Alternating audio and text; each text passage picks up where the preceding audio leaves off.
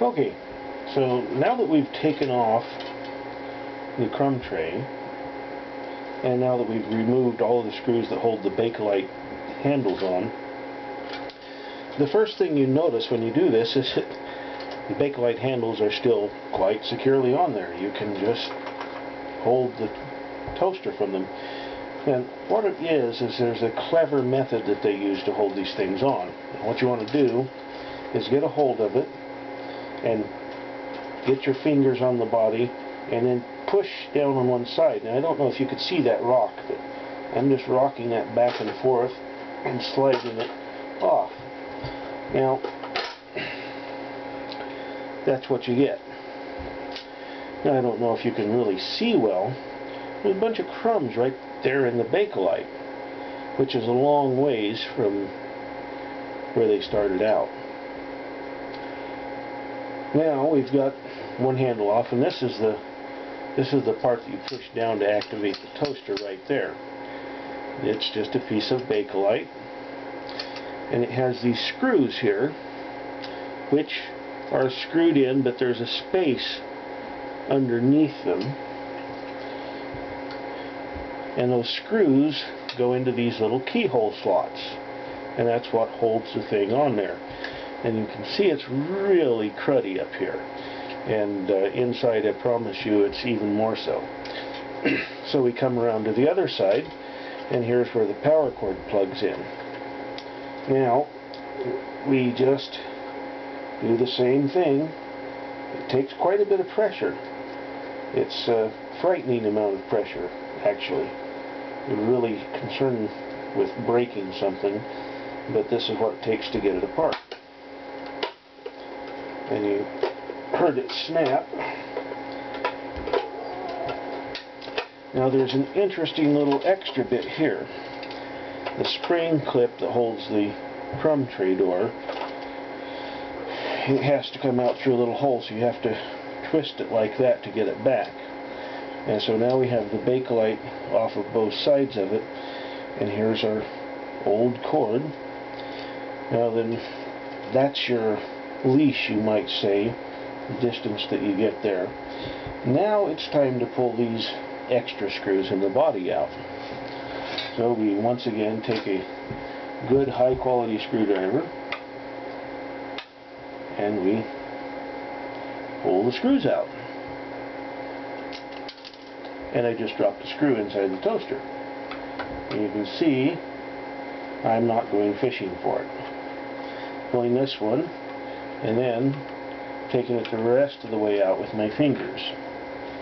And then pulling this one, and I'll finish it with my fingers. As soon as you make a mistake, you kind of need to figure out how not to make the mistake again.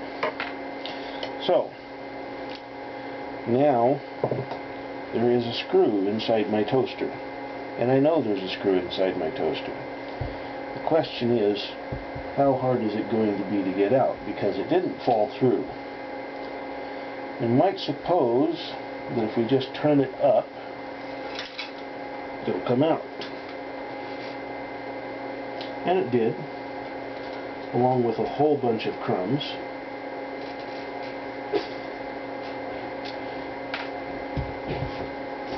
And those crumbs, I suspect, have quite a bit to do with why this doesn't work. Now, this particular crumb fell out on my lap, a lovely lump of charcoal. This everything turns to charcoal. Now, here's the thing. When you go to take the shell off, which we're now ready to do, you'll have the strong tendency to want to pull it up, to pull the center out of the shell. And there's all these little wire guides in here, which is a reason why you don't want to do that. What you want to do is turn this up and then cradle it underneath with your hand. And then you can lift up on the shell. Now then, they made this shell to be able to go on there in one way. And it will take some playing around to figure out just how to get it off. Now you can see that I've got that to slip past the lighter darker control already. We're getting quite a bit of play that's hung up on the back. We're going to slide up. Okay. There we go. We now have it. You can see a bunch of crumbs on the top of it. You can see some little insulative looking things here.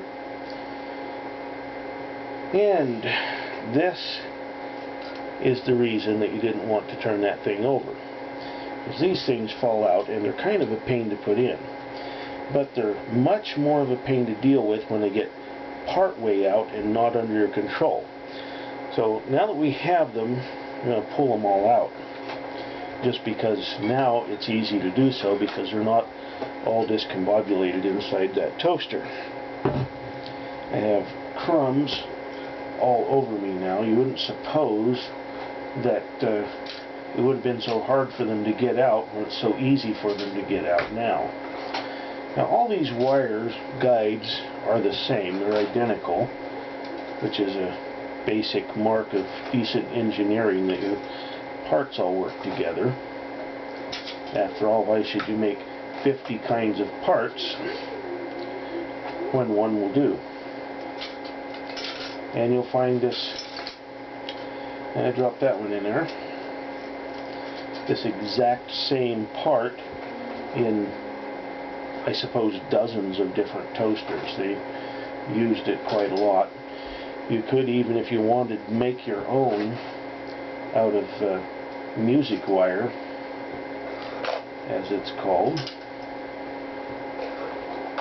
So, I've dropped one in there at an odd angle, and there'd be no way to show you that, but it is in there, and so I need to turn this to allow it to come up, and it's free coming out the bottom. But that's not the way that you want to take it out, because it has that hook on it. Okay, well, we've got it out the top. So now, these are the actual contacts that make the thing function. That's what makes it turn on. Now you see, I push this down and it doesn't stick, which is what the seller said was a problem with it. Now then, I can see this little arm here is not catching, and that is from this little hook thing here. There. Now it's hooked. Now, in the way these things are made, they're supposed to pop up on their own, but when you push up here, then it goes ahead and pushes itself up, which apparently did go all the way. But now all of a sudden you see that it's sort of working, because previously if you push down on that it wouldn't catch, and the only thing that I did different was I just fiddled with that. Literally, I just pulled on it a little bit, and it has a little bit of give to it.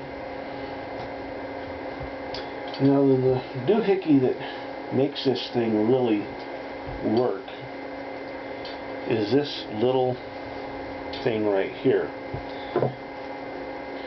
This is the bimetal thing that makes it pop up. When you push this down, see, there's the problem he was having. It wouldn't hold down. I'll fiddle with that again. There's nothing. So that was what we'll have to investigate, is why is that the way that it is. And we'll have to determine what we can adjust, if anything, to make that not be a problem.